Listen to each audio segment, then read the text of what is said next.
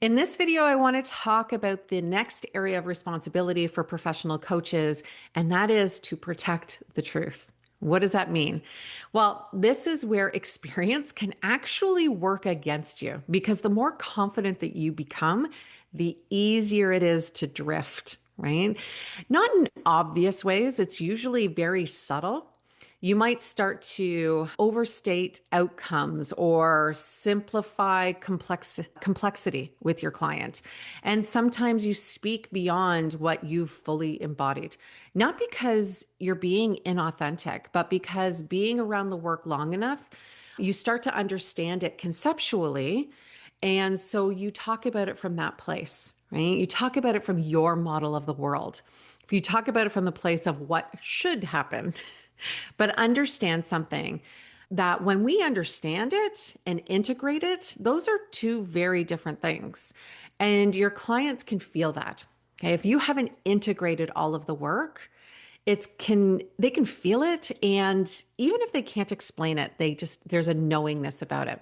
We saw this happen across our industry. Right, in these last few years, coaches making really big promises, big claims, but no real substance behind the delivery. Or there was, we saw a lot of really great marketers who were marketing as coaches, but had really weak integration of what they were teaching and selling. Here's the line that matters. Promises without proof is just a lie, right? Now, let's ground this. Your client has to do the work, okay? You cannot do your client's push-ups for them.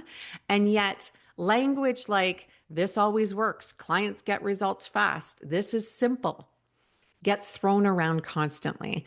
And that's without context, without conditions, without any level of responsibility or understanding of where the current client is at. Because the truth is, it works when it works. It works when the client shows up. It works when the client takes action and when they're willing to get uncomfortable. But we also need to remember that nuance matters because your client is making decisions based on what you present as the truth, what you project as truth.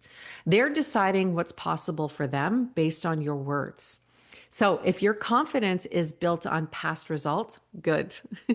But you still have to meet the client where they are, not where your last client finished. Okay. Protecting the truth matters. Okay. So be precise, being grounded in what you know, and walking your client through reality, not projection.